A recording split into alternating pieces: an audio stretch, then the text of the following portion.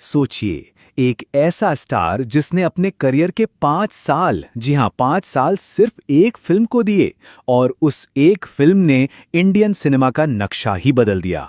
बिल्कुल सही समझे। आज हम बात करने वाले हैं पैन इंडिया सुपरस्टार प्रभास की। लेकिन सबसे बड़ा सवाल तो यही उठता है ना, कि भाई एक बीटेक ग्रेजुएट मतलब फिल्मी परिवार से होने के बावजूद पहले इंजीनियरिंग की और फिर वो बना इंडिया के सबसे बड़े सितारों में से एक। आखिर ये सब हुआ कैसे? चलिए इस कमाल के सफर को ना एकदम शुरू से जानते हैं।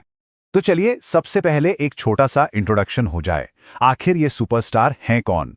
जानते हैं प्रभास के बारे में कुछ बेसिक बातें।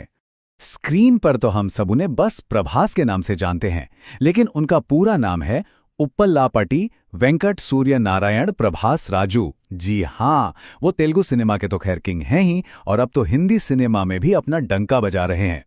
तो सवाल वही कि एक इंजीनियर एक्टिंग की दुनिया में कैसे आ गया। आइए उनके शुरुआती सफर पर एक नजर डालते हैं।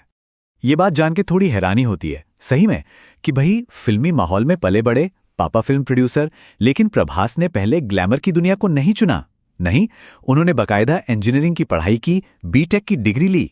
शायद वो एक्टिंग में आने से पहले खुद को किसी और फील्ड में भी साबित करना चाहते थे। तो 2002 में फिल्म ईश्वर से उन्होंने अपना डेब्यू किया, लेकिन असली पहचान मिलनी शुरू हुई 2004 की वर्षम से, जिसने उन्हें एक रोमांटिक हीरो बना दिया। और फिर आए एसएस राजामौली और फिल्म छत्रपति। इस फिल्म ने तो उनकी एक्शन हीरो वाली इमेज को एकदम पक्का कर दिया, और 2013 तक आते आते मिर्ची जैसी फिल्मों ने उन्हें साउथ का एक बहुत बड़ा स्टार बना ही दिया था। और फिर आई वो फिल्म जिसने सिर्फ प्रभास का करियर नहीं, बल्कि इंडियन सिनेमा की हिस्ट्री ही बदल कर रख दी। जी हाँ, बाहुबली। ये सिर्फ एक फिल्म नहीं थी, ये एक फेनोमेनन था। एक ऐसी लहर जिसने प्रभास को एक रीजनल स्टार से उठाकर सीधा इंटरनेशनल आइकन बना दिया। जरा सोच कर देखिए, एक एक्टर जो अपने करियर के पीक पर है, वो 5 साल, पूरे 5 साल सिर्फ एक प्रोजेक्ट को देता है। कोई दूसरी फिल्म नहीं, कोई एड नहीं, कुछ भी नहीं। सिर्फ और सिर्फ बाहुबली के लिए दिन रात की मेहनत और कमाल की फिजिकल ट्रेनिंग। तो इस 5 साल की कड़ी मेहनत का, इस तपस्या का नतीजा क्या हुआ? नतीजा एक हिस्टोरिक सक्सेस। प्रभास रातों रात एक इंटरनेशनल सेंसेशन बन गए, और बाहुबली 2 ने तो बॉक्स ऑफिस के सारे रिकॉर्ड्स तोड़ दिए, और ये इंडिया की हाईएस्ट ग्रॉसिंग फिल्मों में से एक बन गई।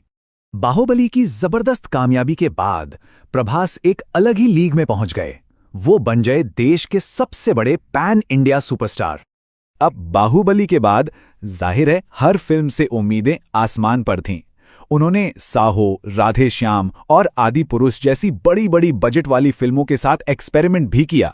हाँ, इन फिल्मों को मिक्स्ड रिव्यू मिले, पर एक बात तो पक्की थी, प्रभास की पैन इंडिया अपील और भी मजबूत हो गई।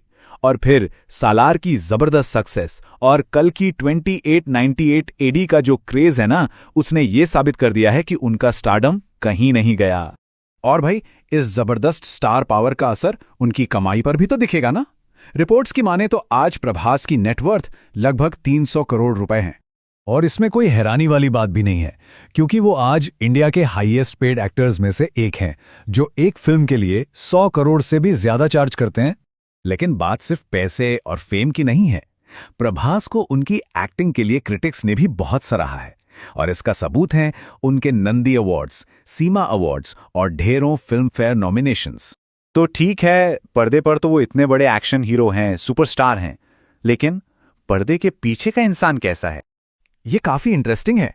एक तरफ है पैन इंडिया सुपरस्टार प्रभास, जिनकी एक झलक पाने के लिए भीड़ लग जाती है, और दूसरी तरफ हैं असल जिंदगी के प्रभास, जो एकदम प्राइवेट, शांत और जमीन से जुड़े हुए इंसान हैं। शायद इसीलिए इंडस्ट्री और फैंस उन्हें प्यार से डार्लिंग बुलाते हैं। उनके फोकस और पॉपुलैरिटी का अंदाजा बस इस एक बात से लगा लीजिए।